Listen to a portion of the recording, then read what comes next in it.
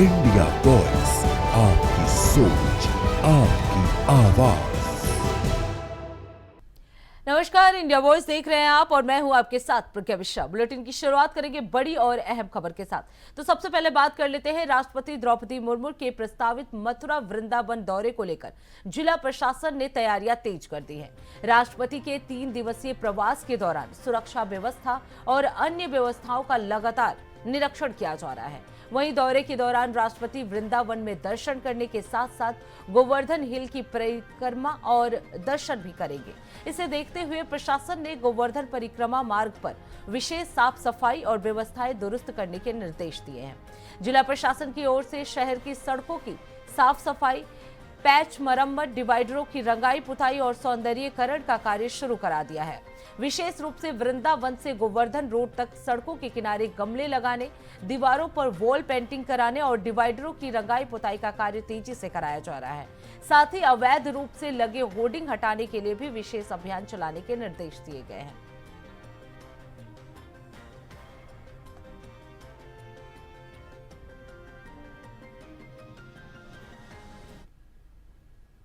अब रुक कर लेते हैं अगली खबर की। सीएम योगी आदित्यनाथ ने उत्तर प्रदेश में डीजल, पेट्रोल और रसोई गैस की उपलब्धता को लेकर ट्वीट किया है। उन्होंने कहा कि प्रदेश में डीजल और पेट्रोल की कोई कमी नहीं है और रसोई गैस की कमी से संबंधित अफवाहों से बचने की भी अपील की है। सीएम योगी आदित्यनाथ ने स्पष्ट किया है कि यदि कोई वितरक एजेंसी या निजी व्यक्ति कालाबाजारी या जमाखोरी करते हुए पाया जाता है तो उसके खिलाफ तत्काल एफआईआर दर्ज की जाएगी और कठोरतम कार्रवाई सुनिश्चित की जाएगी। उन्होंने ये भी कहा कि सरकार हर परिस्थिति में आम जन की सुविधा और आवश्यकताओं की पूर्ति के लिए प्रतिबद्ध है। सीएम के इस संदेश का उद्देश्य जनता में भ्रम और अफवाहों को रोकना है और आवश्यक वस्तुओं की समय पर उपलब्धता सुनिश्चित कराना है। इसके साथ ही अधिकारियों को आदेश दिए गए हैं कि वो आपूर्ति श्रृंखला पर नजर रखें और किसी भी गड़बड़ी को तुरंत ठीक करें। तो आपको बता दें, पेट्रोल डीजल के प्राइस को लेकर सीएम योगी आदित्यनाथ ने सख्त निर्देश दिए हैं। उन्होंने कहा है कि राज्य में पेट्रोल डीजल की फिलहाल कोई कमी नहीं है। रसोई गैस के अफवाहों से बचने के लिए उन्होंने लोगों से अपील की है कि इस तरह के अफवाहों से बचें। इसके साथ ही उन्होंने कहा है कि कालाबाजारी करने वाले जो भी लोग पाए जाएंगे उनके खिलाफ एफआईआर दर्ज की जाएगी। वहीं इस खबर पर विस्तार से जानकारी देने के लिए राशिद आरिफ हमारे साथ जुड़ चुके हैं। राशिद, यूपी में पेट्रोल डीजल को लेकर सीएम योगी आदित्यनाथ की तरफ से क्या कुछ संदेश दिया गया है?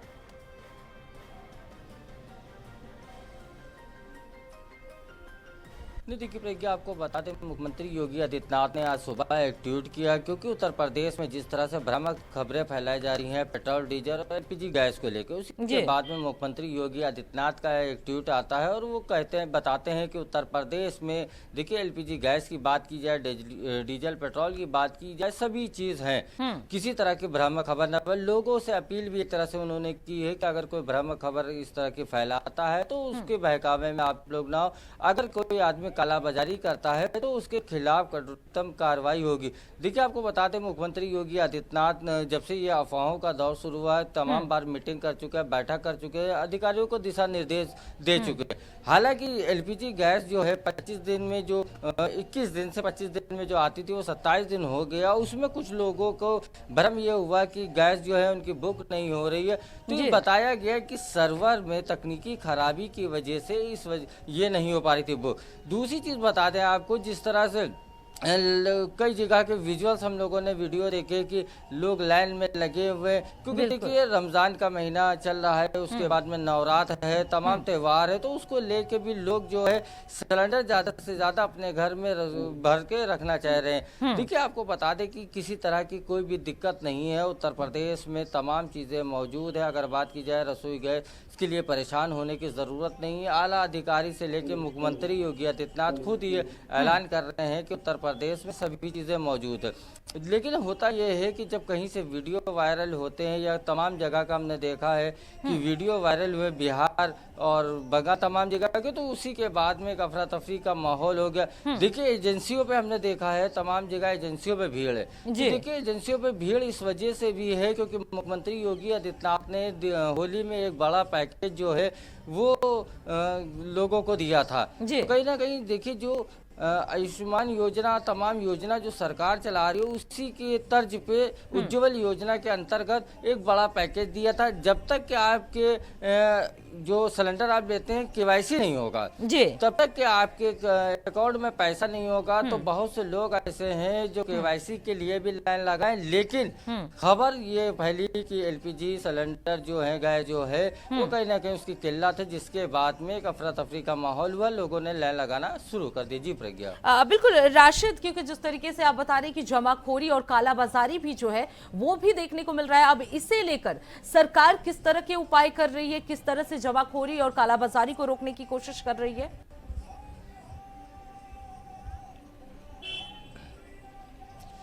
नहीं, देखिए आपको बता दें कि जिस तरह से मुख्यमंत्री योगी आदित्यनाथ ने बैठक की और ट्वीट किया, तो हमने कई दिन से हम ये देखा है कि लगातार अधिकारी जो है एजेंसियों पे जा रहे हैं, चेक कर रहे हैं कि कहीं कालाबाजारी तो नहीं हो रही। उसके बाद में जो तमाम ऐसे क्षेत्र हैं जहाँ पे गैस रिफिलिंग का भी काम होता है, तमाम उस जगह पे भी छापेमारी चल रही है। देखिए आपदा में अवसर बहुत से लोग तलाशना शुरू कर देते हैं, तो कहीं ना कहीं जब एक ब्लैक मार्केटिंग शुरू होती है तो ये दिखाया भी जाता है कि ये चीज़ शॉर्टेज है। जब शॉर्टेज आप दिखाएंगे उसके बाद में ही कालाबाजारी कर सकेंगे। तो उसी को लेकर लगातार जो है वो छापेमारी का दौर भी चल रहा है। एजेंसी हो, तमाम छोटी छोटी जगहें हो या जहाँ भी शिकायत मिले वहाँ अधिकारी छापेमारी करके उस पर कार्रवाई करने का काम कर रहे हैं। जी बिल्कुल राशिद, आप बने रहिएगा, आगे भी आपका रुख करेंगे। तो आपको बता दें, रसोई गैस अफवाहों से बचने की अपील जो है वो सीएम योगी आदित्यनाथ की तरफ से की गई है।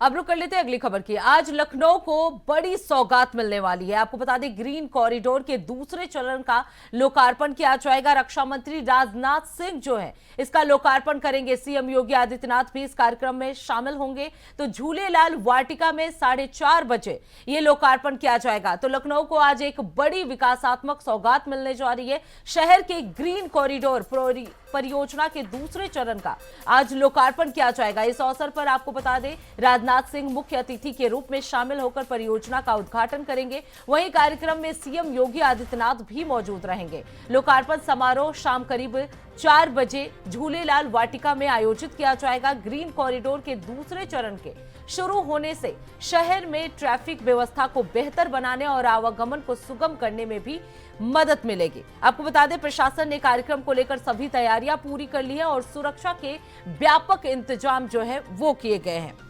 तो आज आपको बता दें, रक्षा मंत्री राजनाथ सिंह जो है लखनऊ वासियों को बड़ी सौगात देने वाले हैं। ग्रीन कॉरिडोर का आज उद्घाटन और शिलान्यास जो है रक्षा मंत्री के द्वारा किया जाएगा। वही इस खबर पर विस्तार से जानकारी देने के लिए राशिद आरिफ हमारे साथ लगातार बने हुए हैं। राशिद, आज लखनऊ वासियों को बड़ी सौगात मिलने वाली है। ग्रीन कॉरिडोर का उद्घाटन जो है रक्षा मंत्री आज करने वाले, कितने बजे से ये उद्घाटन होगा और जो तैयारियां हैं प्रशासन की तरफ से वो किस तरह से की गई हैं?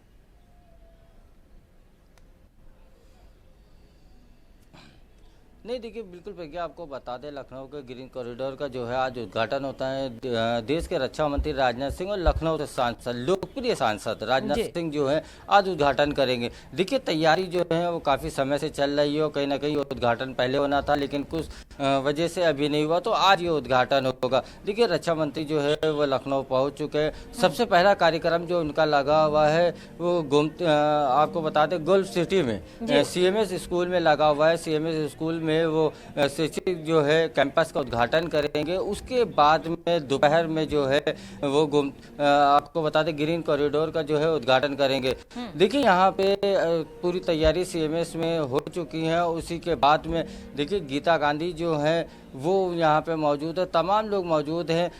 रक्षा मंत्री राजनाथ सिंह जो है यहाँ आएंगे, उद्घाटन करेंगे, संबोधन भी करेंगे। उनके साथ में लखनऊ मेयर भी होंगी। तो कहीं ना कहीं देखिए ये कार्यक्रम जो चल रहे हैं उसी के बाद में जो है गीता गांधी जो है भी संबोधित करेंगे। तमाम लोग संबोधित करने के बाद में फिर रक्षा मंत्री राजनाथ सिंह जो हैं वो अपना कॉरिडोर पहुँचेंगे और कहीं ना कहीं ग्रीन कॉरिडोर का जो है वो उद्घाटन होगा। देखिए देखिए लखनऊ की जनता को जो है आज सौगात मिलने वाली है। कहीं ना कहीं ये देखा गया है कि राजनाथ सिंह जब से लखनऊ से सांसद चुने गए हैं, लगातार जिस तरह से वो लखनऊ के अंदर काम कर रहे हैं, लखनऊ को उन्होंने क्यूटो बनाने की बात कही थी, उसी उसके बाद में तमाम कॉरिडोर उन्होंने बनवाए। देखिए, ये कॉरिडोर बनने के बाद में सबसे बड़ी दिक्कत जो लखनऊ में होती थी ट्रैफिक व्यवस्था की, वो ट्रैफिक व्यवस्था बहुत ही कम हो जाएगी। देखिए 5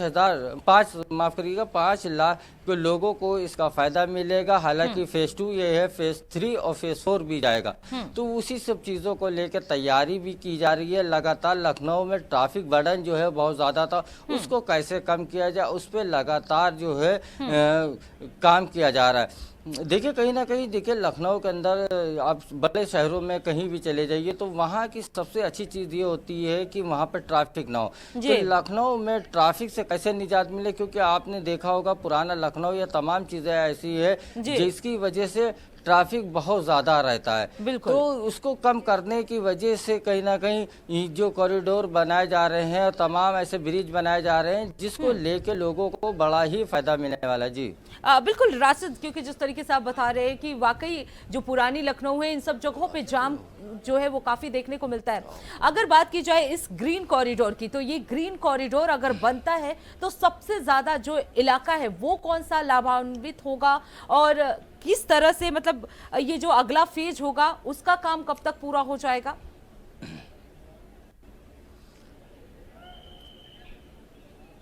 नहीं, देखिए लगातार जिस तरह से काम चल रहा है ये माना जा रहा है कि देखिए फेज 2 ये चल रहा है, फेज 1 नहीं, फेज 2 ये चल रहा है। आज इसका उद्घाटन होगा, उसके बाद में सैयदपत तक के जाएगा। देखिए लखनऊ में आपने देखा होगा कि अलीगंज हो गया, आईटी हो गया, नदवा हो गया, हनुमान सेतु हो गई, ये तमाम जैसे जिस तरह से हरदोई से आप आएंगे तो कहीं ना कहीं दुबग्गे के आने के बाद में जाम की तमाम तरह की स्थिति देखने को मिलती है। उस स्थिति से कैसे निपटा जाए? देखिए लखनऊ के चारों तरफ जो पुराना शहर बसा हुआ है उसमें छोटी छोटी तंग गलियां हैं, उसको किस तरह से उसमें चौड़ा किया जाए, या बहुत सी ऐसी गलियां हैं जिनको चौड़ा नहीं कर सकते, तो लखनऊ में ट्रैफिक से लोगों को किस तरह से निजात दिलाया जाए। तमाम बार हमने ये देखा होगा कि एम्बुलेंस के लिए ग्रीन कॉरिडोर बनाया जाता है और उसी तर्ज पे लगातार सरकार काम कर रही है। देखिए योगी सरकार लगातार जिस तरह से उत्तर प्रदेश में पुलों का जो निर्माण कर रही है, जाल बिछा रही है, सड़कों का जाल बिछा रही है, एक्सप्रेसवे बना रही है, तो इससे उत्तर प्रदेश के तमाम जनता को फायदा मिलता है। लेकिन लखनऊ की अगर बात की जाए तो लखनऊ से राजनाथ सिंह सांसद है और लोकप्रिय सांसद है, उनको सभी वर्ग के लोग चाहते हैं, हिंदुओं मुसलमानों तमाम वर्ग के लोग उनको चाहते हैं और बड़ी मतों से वो जीत के भी आते हैं। तो ये देखा गया कि लखनऊ वासियों के साथ में उनका एक जुड़ाव जो है वो एक अलग तरीके से रहता है।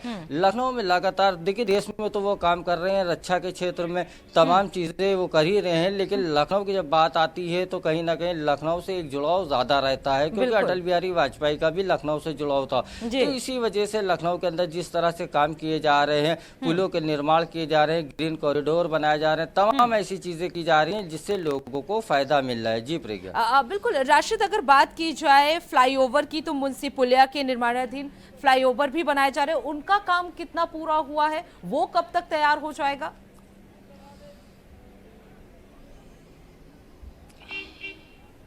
देखिए अगर बात की जाए तो आपने बात की है मुंशी पुलिया की, तो उसका ज़्यादातर काम पूरा हो चुका है, थोड़ा काम बचा है। देखिए लगातार देखिए लखनऊ में तमाम जगहों पे काम चल रहा है, तो उसको कहीं ना कहीं पूरा होने में थोड़ा थोड़ा समय लग जाता है, क्योंकि कोई ना कोई चीज़ ऐसी हो जाती है। त्योहारों का समय होता है, कभी कि कोई त्यौहार हो जाए, कभी किसी चीज़ की वजह से, लेकिन देरी हो रही है, लेकिन क्या है कि काम पूरा हो रहा है। देखिए आप मुंशी पुलिया में एक जो पुल बनाया जा रहा है तो एक पुल जो है वो तैयार हो चुका है, लेकिन उसी के साथ में दूसरा जो जोड़ा जा रहा है तो उसी को काम चल रहा है। देखिए एक बनने के बाद में ही दूसरे पे आगे काम चल रहा है। लगातार जिस तरह से काम किया जा रहा है तो ये माना जा रहा है कि लखनऊ के अंदर ट्रैफिक व्यवस्था को लेके सरकार भी पूरी तरह से संजीदा है, क्योंकि उत्तर प्रदेश की राजधानी है और कहीं ना कहीं राजधानी में ट्रैफिक व्यवस्था से एक गलत मैसेज जाता है, तो उसको सुधारने के लिए तमाम काम किए जा रहे हैं। जी बिल्कुल राशिद, जिस तरीके से राजनाथ सिंह जो है आज आने वाले हैं और ग्रीन कॉरिडोर का जो उद्घाटन वो करेंगे, वो वाकई लखनऊ वासियों के लिए बड़ी सौगात मानी जा सकती है। बहुत बहुत धन्यवाद राशिद इस खबर पर विस्तार से जानकारी देने के लिए। अब रुक कर लेते हैं अगली खबर की। कानपुर में जेल में बंद एक कैदी की तबीयत अचानक बिगड़ने के बाद इलाज के दौरान उसकी मौत हो गई। मृतक की पहचान 25 वर्षीय रंजित के रूप में हुई है। मौत की खबर मिलते ही परिजनों में आक्रोश फैल गया है। गुस्साए परिजनों ने पुलिस पर गंभीर आरोप लगाते हुए जूही पुलिस स्टेशन की मिलिट्री कैंप चौकी का घेराव कर दिया। परिजनों और स्थानीय लोगों ने चौकी के बाहर सड़क जाम कर जोरदार हंगामा शुरू कर दिया है, जिससे इलाके में तनाव का माहौल बन गया है। वहीं सूचना मिलते ही मौके पर भारी पुलिस बल तैनात कर दिए गए हैं और पुलिस के आला अधिकारियों ने लोगों को कड़ी मशक्कत के बाद समझाया। फिलहाल पुलिस ने पूरे मामले की जांच शुरू कर दी है। तो आपको बता दें, कानपुर जेल में बंद एक कैदी की इलाज के दौरान मौत हो गई। चोरी के इल्जाम में पकड़ ले गए थे। किसको? रंजीत को, मेरे भाई को। और नहान के दिन पहले पकड़ ले गए। भैया अब पुलिस वाले आज खून लगाए कहीं तो वहाँ पे भर्ती है, हाईलाइट पैसा ले लो। किसने मारा? किसने मारा? पुलिस वाले ने मारा। पैसा ले कहीं जाओ, किराया लगा के जाओ वहाँ पे। वही इस खबर पर विस्तार से जानकारी देने के लिए कौस्तुभ मिश्रा हमारे साथ जुड़ चुके हैं। कौस्तुभ, जेल में बंद कैदी की मौत की खबर सामने आई है, किस तरह से ये मौत हुई, क्या वजह थी मौत की? जी बिल्कुल, आपको बता दूं, कानपुर जेल में बंद एक कैदी की इलाज के दौरान मौत हो गई। बताया जा रहा है कि कैदी की अचानक तबीयत बिगड़ने के बाद उसे उर्सुला अस्पताल में भर्ती कराया गया था, लेकिन इलाज के दौरान उसने दम तोड़ दिया। मृतक की पहचान 25 वर्षीय रंजीत के रूप में हुई है। बताया जा रहा है कि उसकी तबीयत अचानक खराब हो गई थी, जिसके बाद उसे इलाज के लिए अस्पताल ले जाया गया, लेकिन डॉक्टर उसे बचा नहीं सके। कैदी की मौत की खबर मिलते ही परिजनों में आक्रोश फैल गया। गुस्साए परिजनों ने पुलिस और जेल प्रशासन पर लापरवाही का आरोप लगाते हुए जूही पुलिस स्टेशन के मिलिट्री कैंप चौकी का घेराव कर दिया। परिजनों और स्थानीय लोगों ने चौकी के बाहर सड़क जाम कर जोरदार हंगामा शुरू कर दिया। प्रदर्शन के चलते इलाके में काफी देर तक तनाव का माहौल बना रहा और यातायात भी प्रभावित हुआ। वहीं मामले की सूचना मिलते ही मौके पर भारी पुलिस बल तैनात कर दिया गया। पुलिस के वरिष्ठ अधिकारी भी मौके पर पहुंचे और लोगों को समझाने की कोशिश की।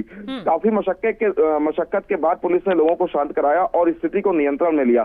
फिलहाल पुलिस ने पूरे मामले की जाँच शुरू कर दी। वहीं मृतक के परिजनों का आरोप है कि अगर सही समय रहते इलाज मिलता तो रंजीत की जान बचाई जा सकती थी। अब देखना होगा कि जांच के बाद इस पूरे मामले में क्या सच्चाई सामने आती है या फिर क्या किसकी जिम्मेदारी तय होती है। जी बहुत बहुत धन्यवाद कौस्तुभ इस खबर पे विस्तार से जानकारी देने के लिए। अब रुक कर लेते हैं अगली खबर की। सीतापुर से एक दुखद खबर सामने आई है, जहां एक झोला छाप डॉक्टर के उपचार के बाद एक मासूम बच्चे की मौत हो गई। जानकारी के अनुसार 5 वर्षीय बच्चे को बुखार की समस्या के चलते झोला छाप डॉक्टर ने इंजेक्शन लगाया, लेकिन इंजेक्शन लगने के बाद घर लौटते ही बच्चा दम तोड़ दिया।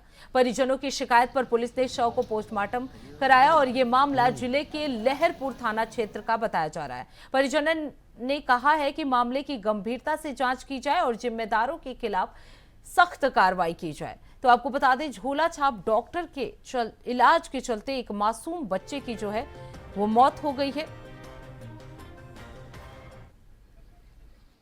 बच्चा क्या दिक्कत हो गई थी उसको? उसके बुखार था। बुखार है? कहाँ लेके गए थे? यही राजापुर के पुलिया पे। अच्छा, वहाँ कौन था? डॉक्टर। अच्छा, फिर सुई लगा दिया। हाँ कौंसल ने। हाँ ठीक है। हाँ और घर पे ले गए थे। हाँ वो बस बैठे लगा, खत्म हो गया। तो सीतापुर में एक झोला छाप डॉक्टर के इलाज के दौरान एक मासूम बच्चे की मौत हो गई।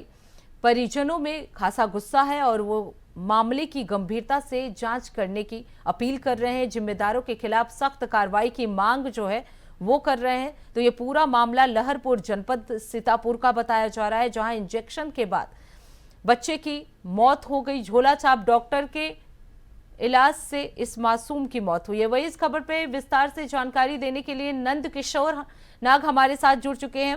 नंद किशोर, किस वजह से इस बच्चे की मौत हुई और जो झोला छाप डॉक्टर है उसके खिलाफ क्या कुछ एक्शन लिए गए हैं? जी मैं आपको बता दूं कि कोतवाली लहरपुर क्षेत्र के लच्छनपुर का रहने वाला व्यक्ति था, जो अपने बच्चे को लेकर के बुखार की समस्या से पीड़ित बच्चे को लेकर के अस्पताल पहुंचा हुआ था जी। लेकिन उसकी माने तो बताया जा रहा है कि इलाज में लापरवाही होने के चलते बच्चे की मौत हो गई है।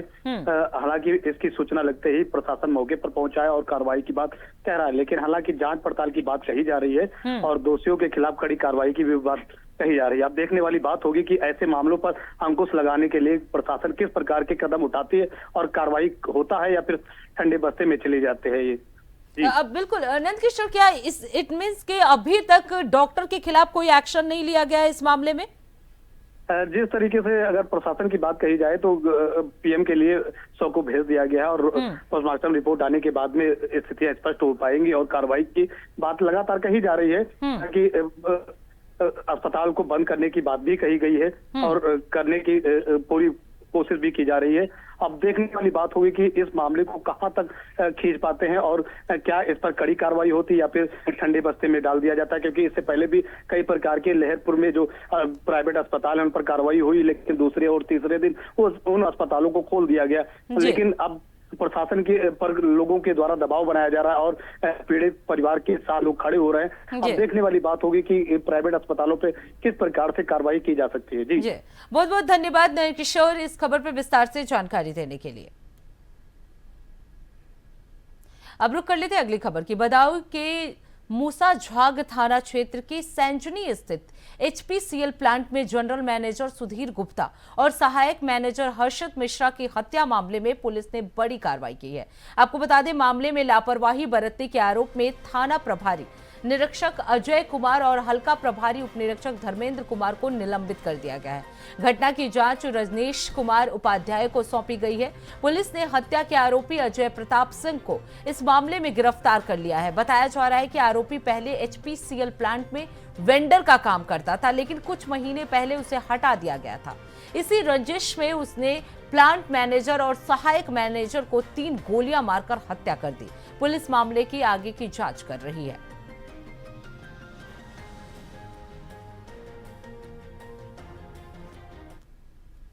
एचपीसीएल प्लांट में दोहरे हत्याकांड में जो नामित अभियुक्त था अजय प्रताप सिंह, जब इससे पूछताछ की गई तब इसने बताया कि ये एचपीसीएल प्लांट गया था 2 तमंचों के साथ। वहां इसने जो सुधीर गुप्ता और हर्षित मिश्रा इन दोनों को जान से मारने की नीयत से फायर करके उनकी हत्या कर दी। उसके बाद ये एचपीसीएल की गाड़ी लेके ही वहां से भाग लिया और रास्ते में इसने मुड़सेना के जंगल के पास वो तमंचा जिससे इसने फायर किया था वो इसने छुपा दिया। इसके द्वारा पूछताछ में बताया गया कि अगर पुलिस चाहे तो उसको रिकवर करा सकता है। अब रुक कर लेते अगली खबर की। लखनऊ में आगामी त्योहार को लेकर पुलिस ने सुरक्षा और शांति बनाए रखने के लिए विशेष बैठक आयोजित की है। डीसीपी पश्चिमी ने ऐशबाग ईदगाह और इस्लामिक सेंटर में बैठक की अध्यक्षता की। इस बैठक में एडीसीपी पश्चिमी के साथ तीनों एसपी और बाजार खाला चौक के साथ ही कैसरबाग और शहादतगंज थाना प्रभारी भी मौजूद रहे।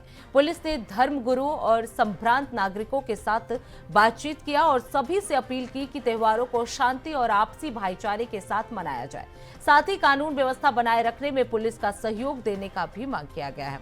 पुलिस ने अफवाहों से बचने और सतर्क रहने की सलाह दी है। साथ ही कहा है कि किसी भी संदिग्ध गतिविधि की तुरंत सूचना संबंधित थाने को दी जाए। इस प्रकार पुलिस और नागरिक मिलकर त्योहारों को सुरक्षित और शांतिपूर्ण बनाने की तैयारी कर रहे हैं।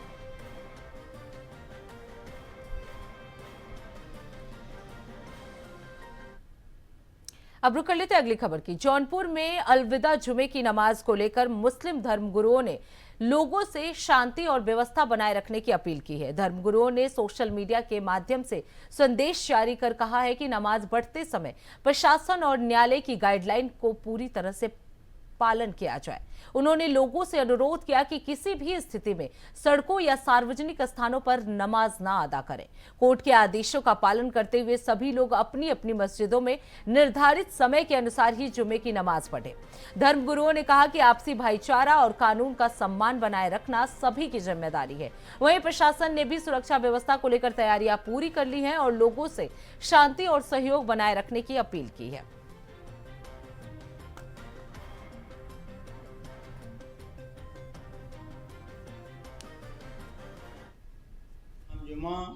मैं महफूजुल हसन इमाम जुमा शिया जामा मस्जिद कसेरी बाज़ार जौनपुर।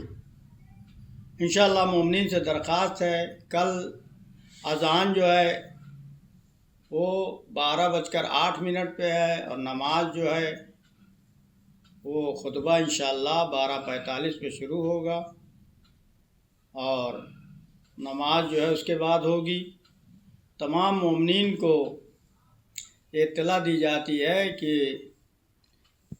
जैसा कि कोर्ट का आदेश है और हुक्म है, उस कोर्ट के आदेश के हुक्म के मद्देनज़र हाकिम हुक्काम ने रोड पर नमाज पढ़ने के लिए सख्ती से मना किया है। इसलिए आप हजरात जितने भी हैं सब मस्जिदों में नमाज को अदा करें और आसपास में जो जुमा होते हैं वहाँ भी लोग जा सकते हैं। बाकी जितना लोग जो है जामे मस्जिद में पढ़ सकेंगे वो लोग शिया जामे मस्जिद आकर नमाज जो है वो अदा करें।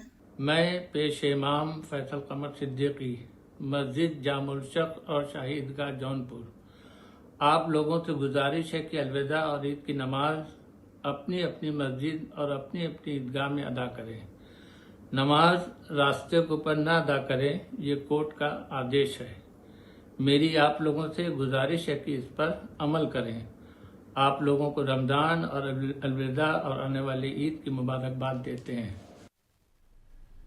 तो इसी के साथ इस बुलेटिन में बस इतना ही। देश दुनिया की तमाम बड़ी खबरों के लिए देखते रहिए इंडिया वॉइस। तब तक के लिए नमस्कार।